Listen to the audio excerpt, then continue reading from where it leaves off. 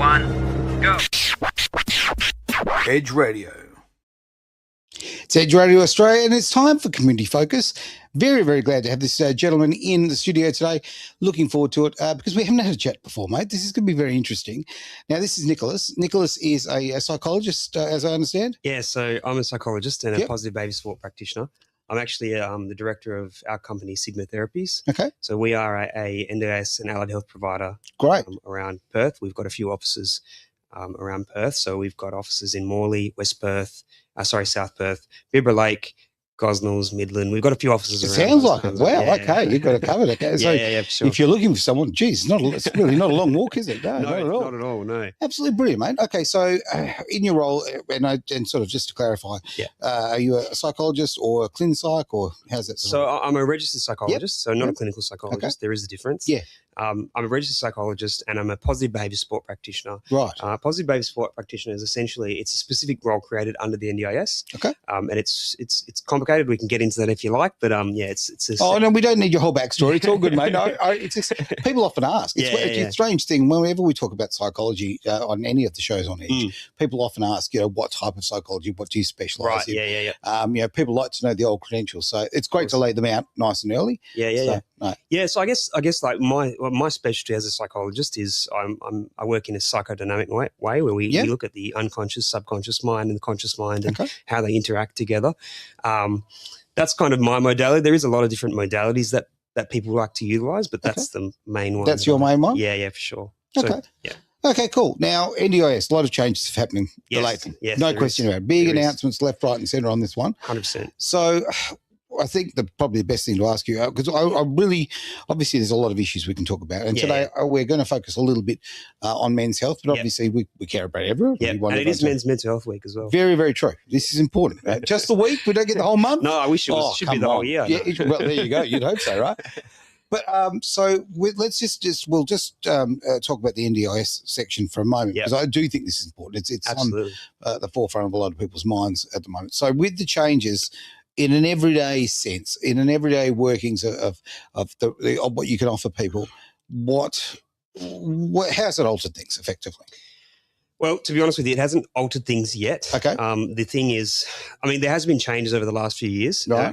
It has altered things. Right. But I think the major changes that were announced by the government recently, they haven't actually come to fruition yet because it has to pass through Parliament. Sure. And if it gets passed through Parliament, then yes, there will be quite significant changes. I think some positive changes will come out of it, but I think there is definitely a lot of negative changes that will come out of it as well. Okay. For people on both sides of the spectrum. Sure. But yeah, so I'm very glad you used the word spectrum. Absolutely. Couldn't be more perfect as far as it's almost like you've done a segue there. Look at that. The reason I bring up this is I've got a friend, and I'll use one particular friend as an example here, who has a son who has severe autism. Yep. Okay. And I find it extremely degrading for her and him and the whole family for what they have to go through because they have to reapply and they have to go through these processes, which, autism of that level is not going to change. Yeah, it's not going to sure. change at all. No, it doesn't. The funding, and I understand, look, it's a smart thing that they want to stop people from misusing the funding, from people who are, let's face it, there's a criminal element out there. There is, misusing it terribly. So, that's one side of it. For you, and as I say, when you're running practices that are, genuinely trying to help people, will these changes make people have to apply more? Will they have more restrictions in that respect? Absolutely. Okay. So first off, realistically, what they're doing is essentially they're changing the diagnosis aspect to basing it on the functional capacity of the person. Okay. What that means is essentially if you have a diagnosis of autism, but your diagnosis it might not affect you as much as it might affect somebody else. Mm-hmm. That is where it will cause some problems because I think that's where we have some issues of, how do I explain it? Essentially, people that are currently on the NDIS are needing to get reconsidered every How often is this? So normally at the moment it's about 12 months, but what they're thinking of doing is kicking at least 260,000 people off of the NDIS, which is quite a significant amount. And there's no doubt that people are going to be caught up in the crossfire in that, people that genuinely do need the help. And realistically, I think it is just a cost-saving measure from the government. I think there is obviously some good valid reason as to why they're reducing it, because I think some of the changes are good and beneficial for the country. Like, I'm not just somebody that just straight up thinks, we shouldn't have these changes or anything. No, and I wouldn't expect you to be absolutely honest with you. I mean, the people who are doing nefarious things with the system, yes, they're going to be very unhappy with it. Those who are genuinely about caring for people and making, improving people's quality of life, that's a whole different ballpark. And I don't want 250,000 people having their life and the quality of it obviously affected. Correct, yeah. Yeah, I think the issue is that it's not just those people, it's not just those people that are getting kicked off. It's other people who are worthy and should be on people that should be on it that are being kicked off. And the other issue is like, with some of the cuts, they're cutting a lot of therapy services. Okay. Now, therapists, we've got psychologists, occupational therapists, speech pathologists. All of us have to be registered. And we're regulated by AHPRA, which is the same regulation agency that regulates doctors and things like that, nurses and like that type of. So realistically, they're cutting another further 10% from that. To me, it's not beneficial. And I think it is just realistically what you want to do. What I would do is I would take away from some of the people that don't have that regulation rather than tackle the people that do have the regulation. Like we couldn't do anything bad because we're regulated as individual practitioners. I'm going to disagree with you a little bit on that. Yeah, and please don't think this is an attack because it's far from it. Actually. No, it's fine. This is about clarifying everything. Absolutely. But in my eyes and in the eyes of a lot of Australians, a very large number of Australians, AHPRA is a very negative thing these days. Certainly from COVID, we learned that AHPRA is very corrupt, and it is corrupt. And I do know from personal experience that what AHPRA has done to good psychologists, bad psychologists. A friend of mine, for argument's sake, or someone who I've known for many, many years, who is a psychologist, they threatened and pushed her around and gave her 100%. A terrible time through COVID. I saw AHPRA very much as the enemy, to be frank. So it is a hard one because you want the quality of regulation. You're not wrong though in what you're saying. Like when I was saying that, I wasn't suggesting AHPRA is a good agency to the practitioners. They're definitely not. But I think AHPRA are good at regulating the industry and making sure that people are doing the right thing. Because if I was to go and do anything and someone reported me and AHPRA found out about it, I would get scrutinised. I mean, I've got people that I know, obviously, because I'm a psychologist, that get scrutinised for the most minor things, and then it just ends up being big things with AHPRA when it really shouldn't have been. Yeah, okay. So it is a bit of a flawed agency, in my opinion. I think there's positives. But all agencies are, let's be honest. Correct. Yeah, for sure. Yeah, sure. And anywhere you've got money involved, let's face it, it muddies the waters a bit. Now, we are interactive, and I want to thank, now we've got, let's just make the screen a bit bigger because, let's face it, I'm getting old and can't read the screen anymore. You're right. So we've got Tina Quinn. Lovely to see you there, Tina. Now, Tina has got, first and foremost, she's got Fire the Liar, which already I like her very much. She's got that stamp on there, obviously about the political stuff, but she's actually put men's mental health matters. It is such an important thing. Tina, I'm so glad that you've written that there and popped that there. And anyone who's got questions or comments they'd like to make, we're very happy to talk about those now. So that is great. Thank you, Quinn, for that. So let's do it. It matters. Let's talk about men's health. Let's talk about men's mental health. Now, I'm going to throw some figures that I'm quite sure are well aware of. Sure. Okay. 76% of suicides in Australia are men. Okay. 76% as well, same number, of homeless in Australia are men. These are big issues. They are. That is a massive percentage, and that this is not a man versus woman thing. This is we care about all people. Yeah, 100%. But right now, men, I think, and boys particularly, need our help more than any time in history. I would 100% agree with you. Yeah. Look, I'm a psychologist, and just because I'm the director of the company, I still go out and see lots of clients myself. I have a full caseload myself essentially at the moment. So and as you can imagine, I'm a young man, so a lot of people that come to see me are men, and a lot of people that come to see me are young men as well. Right. So absolutely, I see that. A lot of them are disenfranchised, and I think we could get into the multitude of reasons and factors as to why that actually is. Yeah. But we'd probably be here all day. Oh, look, we can make this serious. We'll just keep coming back every week and talking, because it's so true. And disenfranchised is a very accurate way of describing it. Men don't know their place anymore. And when boys are coming up, and it's a tightrope to talk about, because so many people think, oh, you're talking about men's issues, you must be anti-female. Yeah. Couldn't be further from the truth. Yeah. I'm a big believer in yin and yang, and for sure. I think, we've both got, both genders have definitely got their qualities, which, we should be embracing, quite frankly. The way I see it is that you just complement each other. Spot on. And it has to be exactly as you said, a yin and yang, and that's how it is. You've got masculine energy and then you've got feminine energy, and they kind of blend together. And quite frankly, a man can have feminine energy and vice versa. 100%. That's why, in my opinion, and this is what I teach when I'm working with clients, is that you need to have a balance of both. Okay. You can't just be an all masculine macho man. You need to have some of that emotional side too. It's not the 70s anymore. No. That's gone. That's over. It's so true. And I think that, to truly grasp your masculinity, you have to grasp the fact that, yes, you have a feminine side. Absolutely. Otherwise, you're not a whole person. And I think that showing men's love and compassion is equally as important as any other trait, for sure. 100%. Yeah, okay. So, typically somebody comes into you, and I mean, I'm not asking for a therapy session, although I probably need a few, but a man comes in, okay, let's invent a guy. Okay, early 30s, he's gone through a relationship breakdown. He's feeling very, very down about himself. He doesn't know where he fits in the world. Yeah. What are the skills? What are the tools that you can bring to the table to help with that?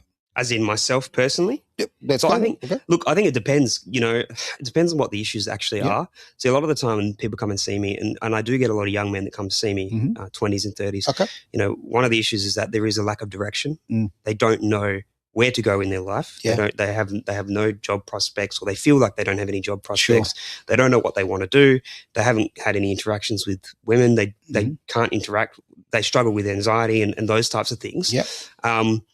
And I mean, that's common across the lifespan. Like I've got older individuals that come and see me as well. Yeah, I can imagine. So look, realistically, it's a hard question to actually answer, because it really depends on the client. But I think the most important thing is to inspire them and give them confidence within themselves. If you're able to do that as a psychologist, and actually believe in them and direct them as somebody who's probably gone through some things themselves and understands maybe the right path, that's probably where you're going to get the most impact. You've just hit something I'm really glad you did, actually. Credibility. I think that, if you haven't had challenges in your life, then it's very hard to come forward and give advice with any credibility. Absolutely. So I'm certainly not going to delve into your personal life, or for that matter, the personal life of the others that are working in your group. But I think that's so important. I think that if you come from ivory towers and you've never had sort of any real conflict in your issues, or that slowed you down or caused you any dramas, it's really hard to connect with people, I guess. 100%. Yeah, absolutely. It is. And I think, to be honest, most of the good psychologists that I know tend to have gone through a lot of different things. Sure. Some of them can be a little bit, I don't know, some people need a little bit of support themselves. Yep. May not be the best psychologists, I guess. Sure. But there is a lot out there and I would think the biggest predictor on whether or not you'd be a good psychologist is if you've gone through things and you've done the work on yourself to actually overcome whatever it is that you're experiencing, and then you can then teach that to other people. I'm not saying that's what you should be doing as a psychologist, but it helps. Yeah, I can imagine it would help. I mean, with participants that they're coming and seeing you these days, what are the common issues that they're bringing to you? I mean, I know you've touched on a couple, but let's explore that. Men, yeah. Yeah, I guess, look, I have had a few. The ages are different. So what I tend to see in some older men around 40s, 50s, around 40, 50 years old is there tends to be a lot of divorces, relationship breakdowns. Sure. The younger demographic is more, again, around not knowing where they fit, struggling with women, those types of things. Yep. Those are probably the main areas that I see. Okay. Yeah. Okay. No, good to hear. And I'm glad that you've actually made that separation between the ages, because, look, hey, I'm sitting here as a guy who's been divorced twice. Yeah. So, look, I'm either an expert of marriage or a terrible failure. Either way, it depends on which way you take it. Yeah. But it's life experience. And if you're going to choose somebody to be your psychologist, somebody to guide you through the journey of personal growth, and this is all about personal growth in my eyes. I mean, you need to reflect. Okay, this is something you've got to do. You might have someone there as a psychologist who's holding up signs, handing you the tools, but ultimately, if you don't do the work, you won't grow from it. You won't improve. No, exactly. Exactly. Okay. So having that and different age groups, say, like you said before, the younger guys who are having trouble, because it's a primal thing. We all, as a man, we all want women in our lives. Okay. Or obviously, unless you have different, I don't know, what's the word I'm searching for? But anyway, basically what I'm saying is, if you're gay, you're straight, or whatever the case may be, a gay man's obviously going to want a gay guy in his life. Yeah. Okay? And a heterosexual man is going to want a woman in his life. So where I'm going on that is that this seems to be something that has been bubbling up for a lot of time here, okay? A lot of young men are really struggling with this. Do you want to know what I think it is? Hit me. Look, I think the biggest reason as to why young men struggle, and this is also as being a young man myself and growing up in this generation. I've just turned 30 for context. I think the biggest thing that people struggle is people don't socialize these days. So true. Maybe back when you were younger, even when I was younger, the phones we had were just flip phone Sony Ericssons or Nokias. Yeah. It wasn't like all this stuff that's on there now. You still had you talk on them. Yeah. And even when I was a kid, I used to play out on the cul-de-sac and while my parents were at home, and I'd hang out with the other kids and stuff like that. These things aren't happening anymore. That's right. Kids are spending more time online, more time on their iPads, and this is how they're growing up. So the social skills are not being developed, for one. And then people are just not knowing where to go. Yeah. And people, then that you've got the dating apps, right? So things like Tinder. Which are just poisonous. And they are. I think they're very poisonous to both sexes. Absolutely. I think for people that go on Tinder, that it's kind of like it's very predatory. Especially men that are going on there. There is a large portion. It's kind of like they push men to spend lots of money. Sure. And that's how they work. But so I think there's obviously a lot of reasons and factors behind it. But I'm glad you brought it up. I'm glad you didn't hold back to it. No, I'm honest. Yeah. I'm really honest. And that's something about me. Like, I'm very direct. I'm very honest, and I don't really hold back. Good. Much, unless I need to. Well, we're all about free speech here. So, and I mean, yes, so many of us censor ourselves, and you're not. And I think that's a really important thing. I mean, I really worry about, younger people now. I really do. I mean, I'm not ready to be put up on the perch and just, say goodbye yet, but I'm getting on. Yeah. And I was very lucky. I'm Gen X. I mean, I was the last of the analog generation. Where I got a nice crossover. Lucky you. Yeah, lucky me. Exactly. Playing in the street was a normal thing, coming home and when the street lights came on, that was a symbol to come home. Same as with me when I was younger too. Yeah. So. And now for kids today, the poor buggers, because, apart from the fact that we've got a lot of parents who wrap their children in cotton wool, and that's, in my opinion, got to stop. I think that's a real problem. Yeah. But you're right. It's a screen time.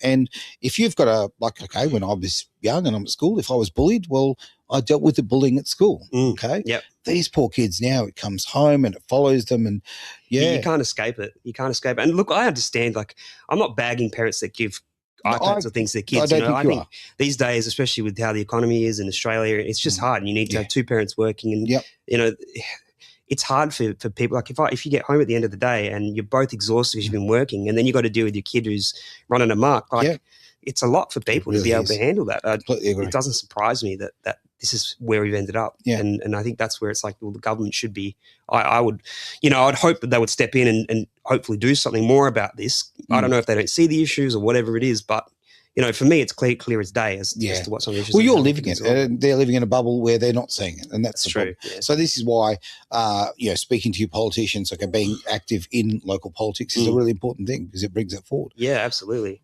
I'm going to swing it back to the NDIS a little bit, if I may, because look, I'm going to talk about the dirty thing no one wants to talk about, good old fashioned money. Well, with these changes, if you are a young person and you are looking for help, the funding model has changed.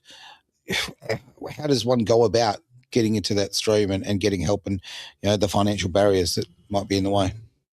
I think one of the biggest issues with the NDIS, and has been an issue since I was an early psychologist, is that you pay for all these reports, right? As an NDIS, say I'm an NDIS participant and I've got a bunch of money and I'm paying a therapist. You pay them for reports, and the reason why the reports are there is to justify why you need the funding. So you have someone like a psychologist or an occupational therapist, someone come in. The issue is that they don't read the reports. So they don't read them. They just don't. Like, we'll get. I've written reports before, and I've specified exactly why they need these things and the importance of them. Sure. And then they've gone and denied them. And then later, I've then sent a letter as a rebuttal saying, why are you denying this? I've said this, this, and this. And then they've gone, oh, yeah, true, fair enough. And they give them the funding. I'm like, what's the point in charging for the reports then? It's a waste of money. Yeah. It's very much just justifying their existence and their jobs. Yeah. It's just, the way that it's run it's not run well, and that's why I do agree that it needs to have some changes. Okay. To the extent of those changes, it really depends. All right. So aside from the NDIS, if you're a private private patient coming in, are there long waiting lists? I hear all sorts of things, right? And it's great to have you in front of me because I can just ask you straight out. 100%. So many rumors, okay? And I'd love to know the truth here.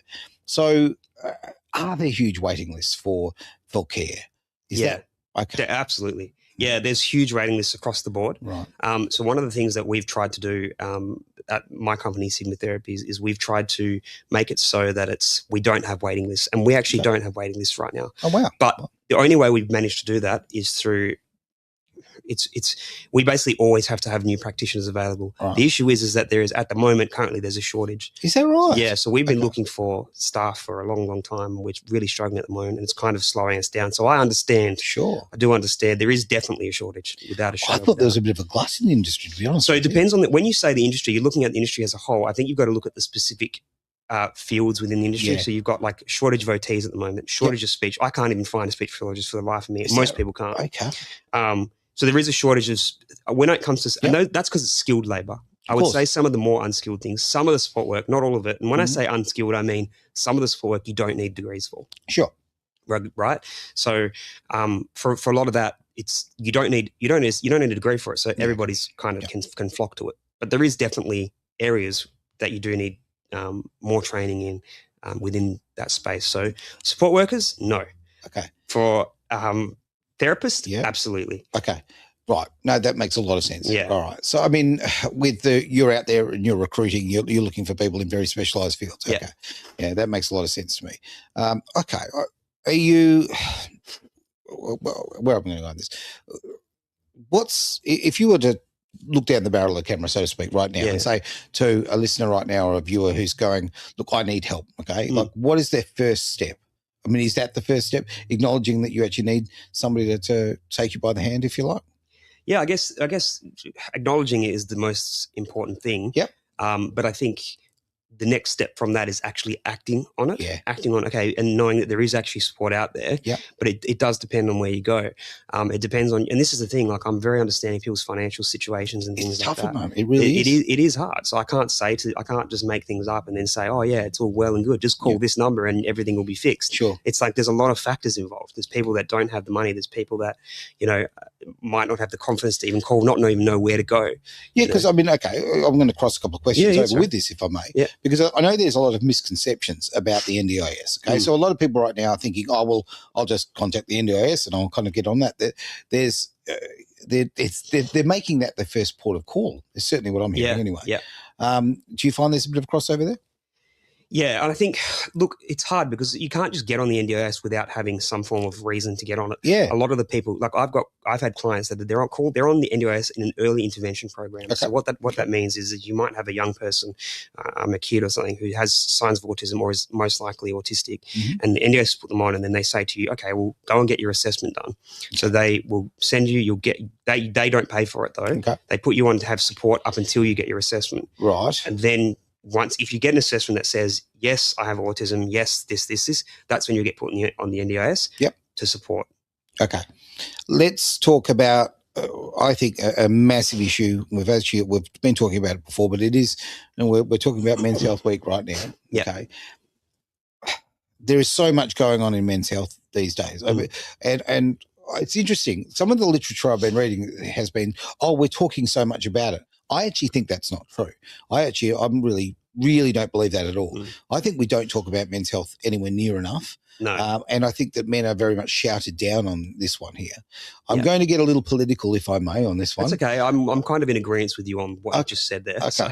I get very annoyed about, again, I believe in equality, but I'm not seeing that in the funding. I'm not seeing that going at the government level. I'm seeing so much money being put into women's health, women's mental health, women's homelessness and that sort of thing. Now, the money should go there. People should be cared for there. But why is there this disconnect in society that men are not important? Because that's certainly, if you don't listen to people's words and you actually watch their actions, men are not important to most people.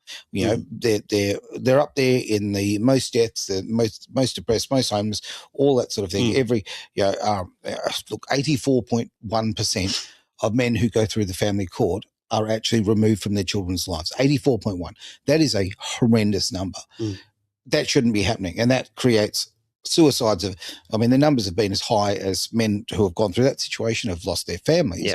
7 a day. 7 a day in this country. Now, that means literally, doing the maths here, that would mean that every 10 months you would lose more Australian men to suicide due to family court than you did in the entire Vietnam War. Right. And in the Vietnam War, don't know if you know, they were shooting at people, right? It's that cut and dry. So when we see the money that keeps going towards women's causes and women's mental health, should we get fired up about this? Look, to be completely honest with you, I'm not 100% sure on what is being allocated to women's health and what's been allocated to men's. I'm actually not really around that part of things. But what I will say is that if that is the case, it is true. There definitely needs to be more support put into men's mental health in particular. And I think you're right. I think there is a bit of I agree with you before, because I do think there is a bit of a shout down when it comes to men's mental health. I don't think that people are as caring as they should be. Sure. I think there is. I don't know. It's a bit of a hard thing for me to say, because without going too deep into into my honest opinion, that's at the root cause of all this. But I don't really. I think I can't really get into what my honest thoughts about. Look, I can tell you my honest thoughts, and if you, Jen, I'll just bring up another comment that I think Tina's brought up another point there. If I bring that up. So there we go. Mental health is a great source to start with. Check out community mental health in your area. Great point. I'm very happy with that. I get quite fired up about this because I actually deal with a lot of men who have gone. I'm a family law advocate, and I deal with a lot of men who've gone through that specifically. So unfortunately, you're dealing with men who have gone through that, but also their sons and their daughters and the mess. There's an alienation part of it as well. You alienate.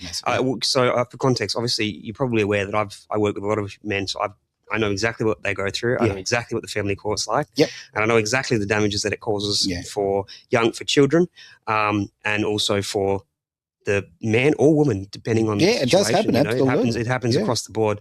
And I've actually had women come to see me regarding the same things. Right. I will say, I know I might be biased, but this is just because I am a male. Maybe that's more who's coming to me. But majority of the people that see me, that have come to see me, are male that struggle with these types of things. And I think well, statistically, it's backed up hugely. Well, exactly. There is that as well. I think. So it's like I've got a lot of clients come see me, and they just get the court's dragging on. And there's clear lying from the other partner or person, and then they're just and they have to stick through this court system, spend hundreds of thousands of dollars, and sometimes it goes in the man's favour, sometimes it doesn't, and that's where it's where it's challenging. The kids just getting stuck in the middle. So true. And the next generation of the children, that's the terrible thing. I mean, the damage that's done. Like I look at it as the family court are making customers of the future. That's really how I see it. Oh, you're right. That's a pretty good way to look at it, to be honest. 100%. I mean, as a psychologist, the way you look at it, you look at your parents. And majority of the time, the person who you become is very similar to your parents, and that's across the board. I'm extremely lucky. I mean, I grew up great parents together, no marriage dramas. I had multiple marriage dramas. Oh, well, there you go. So look, I understand across the board what it's like, even just from my personal perspective. Sure. But then seeing it as a psychologist was more eye-opening, because it was more seeing firsthand, wow, this is really what it's like, and it's actually really this bad. But you're doing something proactive, and good on you for that. I mean, the fact that you're not just doing it one-on-one, you've scaled up with the business, which is a great thing, so you can help more and more people. There's a lot to be said. And how many locations again was that? There was quite a few. So we got 5 locations. Okay. We don't, but we also do occupational therapy as well. So we don't just do psychology, right? And then we do the behaviour support aspect of it as well. So. Let's talk about that, the behavioural support, because that's not something I'm all over. So basically, within the NDIS, they created it's kind of like a separate field of allied health, and it's called positive behaviour support. Okay. Essentially, what it's there for is there's people with disability that may have some specific behaviours. It can be physical aggression, verbal aggression, absconding, which means running away from home. Yes. Those types of things.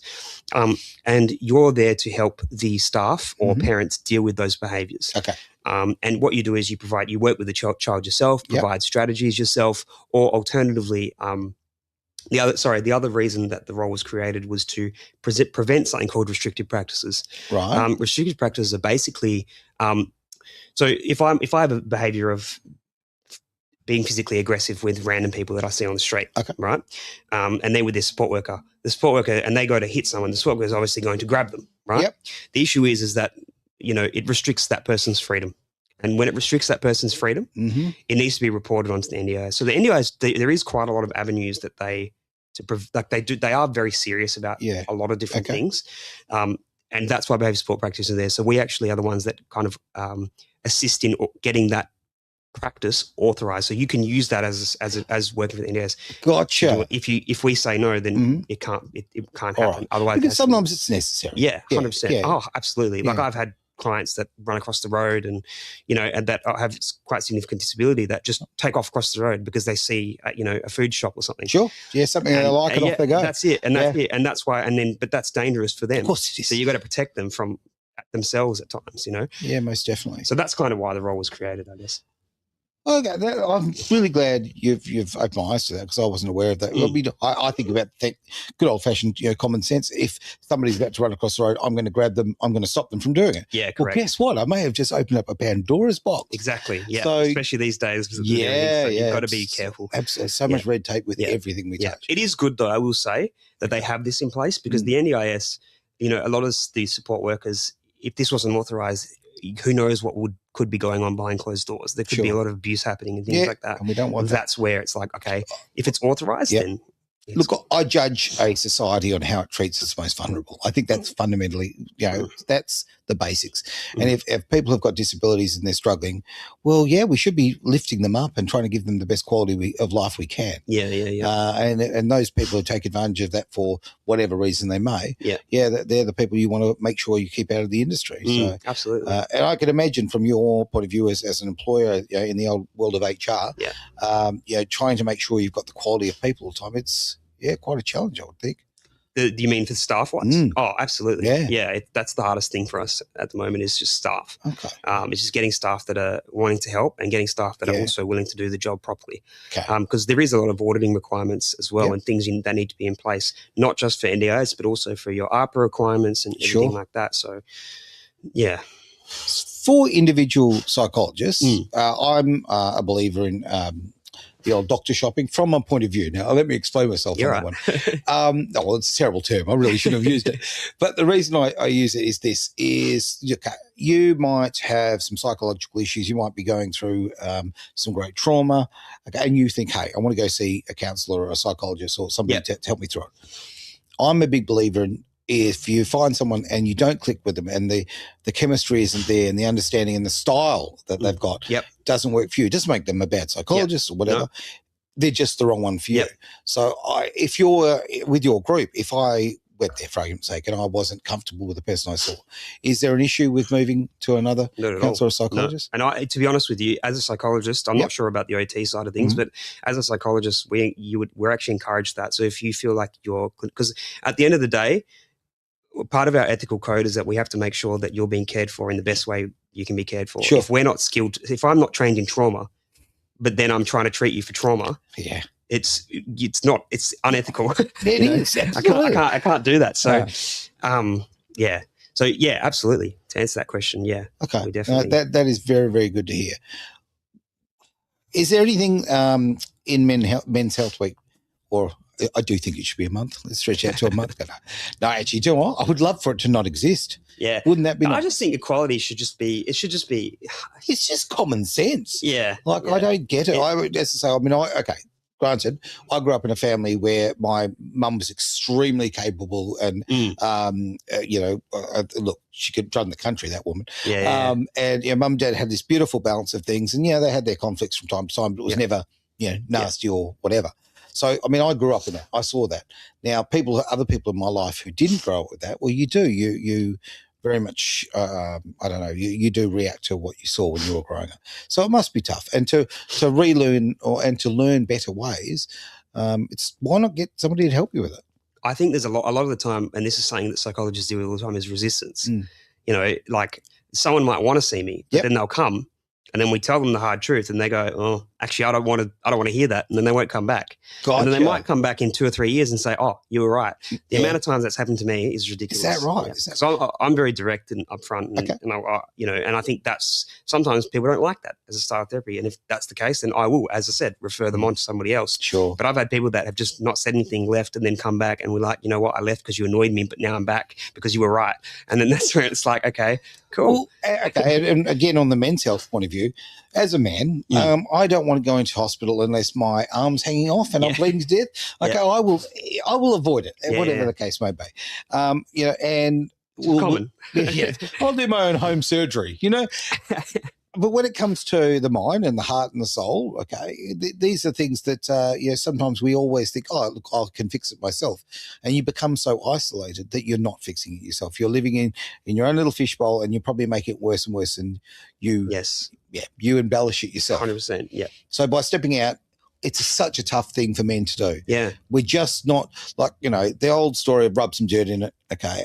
It is so true. I mean, I know growing up, if I cry, and as I say, I had great parents. Yeah. Okay. But if I cried in front of my dad, oh man, I mean, you just wouldn't. It would be the ultimate sign of weakness. Yeah. And you don't want to show that. Yeah. So I wouldn't want my father to see that I had feelings. Yeah. And that's common too. Yeah. Don't want to throw anyone under the bus that I know, but there is, it's extremely common, man. And I think Nicholas, throw me under the bus, mate. Trust me, it's all right.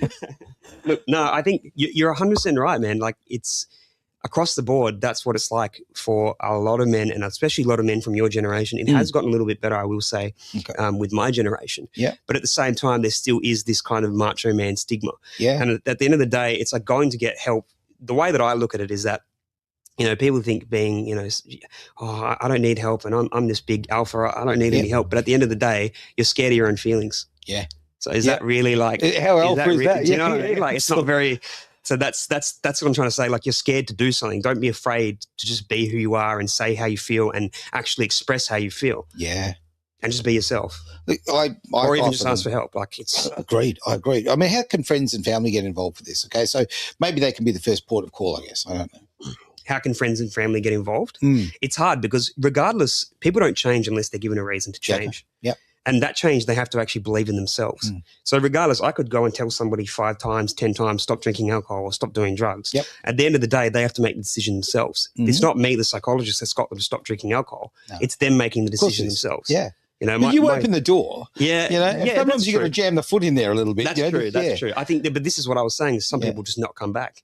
Yeah. Yeah. And like, I mean, my grandfather, he passed away now, but when he was alive, he got lung cancer and then still chose to smoke.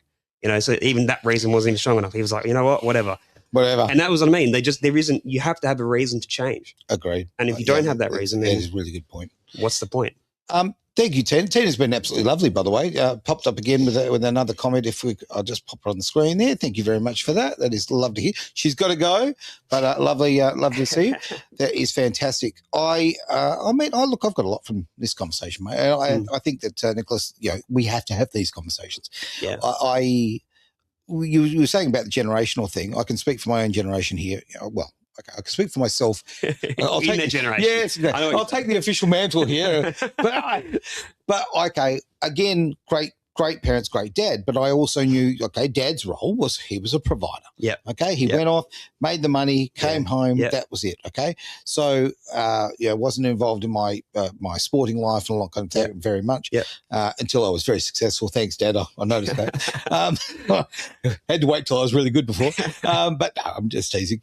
But so in my eyes, I looked at what my dad did and I went, I don't want to be that kind of dad. So I wanted to raise my kids to have this conversation with them, have openness with them, lots of hugs, lots of affection, that sort of thing. And I think, that I thought worked for me and my life's taken another path. But I think there's a lot to be said of you can either choose to repeat the patterns of the past, or you can use it as a pattern interruption, I guess, and 100%. Go, I just want to do things differently. Yeah. And you get the right people in your life who will help you do that. You become very much, the person you surround yourself with. Yep. Well, sometimes you can't surround yourself with the people who are going to lift you. So sometimes it's good to get a little intervention and step out. And I think with this being Men's Mental Health Week, I think it's really important for men to listen to that. I think that, the times are changing, and I'm in my personal life. I've been very lucky. I've been a stay-at-home dad. Yep. I've seen sort of the sides of all the different sides in that, and I think it's okay to let yourself feel. Yeah, for sure. And also don't just let yourself feel. Let yourself ask for help. Yeah, absolutely. And look, I want to add to that because I don't think that you described basically the provider role back when you were younger, and I don't think that there's any issue with that now if you can actually live that way, but it's not really possible. You can't do that anymore. No, for a lot of people, it's not possible anymore, and and I think that's kind of sucks because there's a lot of women that I know and women in my life that have actually just wanted to be mothers, but they actually can't because there's just no way for them to do that. So and they're shamed for it, and this is on women. You shouldn't be shamed for it. That's ridiculous. That's what I mean. So it's just it's A year and a bit ago, I went to a men's event, for Mental Health Week, and I saw a lot of shaming, funny enough, going on, and it really actually, I walked away from it. It was supposed to be a very positive thing, No, it looked like it was actually just a bit of a money maker, to be honest. Once I left, I realised a very expensive breakfast. But I found that the men were denigrating each other very much as far as the hosts, the MC. They were basically sort of apologising for masculinity. Yeah. Now that made me quite angry. And I would agree with you. This is exactly goes back to what I think. I think masculinity is just as important as femininity, and there needs to be a balance. And not when you're demonizing masculinity, you're actually demonizing women as well. Thoroughly agree. Because women actually need to. There needs to be some form of masculine energy within women. And when I say masculine energy, it's hard. You have to. I'm not saying that you have to be this big macho woman that walks around, but it's just about having some of the traits that are more associated with males. Yes. And the same vice versa for females, for men. So and that happens a lot, You demonize a lot, and it's different when you're talking to your mates and they're taking, of course, taking the mickey out of you. But when you're at those things, it's very prevalent. I think the masculine demonization of masculinity is widespread at the moment, and it has been for a long time. I think that it is getting better. I do think that it's getting better. I hope you're right. I don't know if I agree. I think I want to agree. It might be the generation. Sure. So you see, I'm seeing a lot of guys my age, some of them going down dark paths, but I'm seeing a lot of them starting to stand up and saying, you know what, I'm sick of this. Yeah. And there is a lot of young guys nowadays who are actually saying, you know what, I'm just going to be myself, and I don't really care what you think about me. Yep.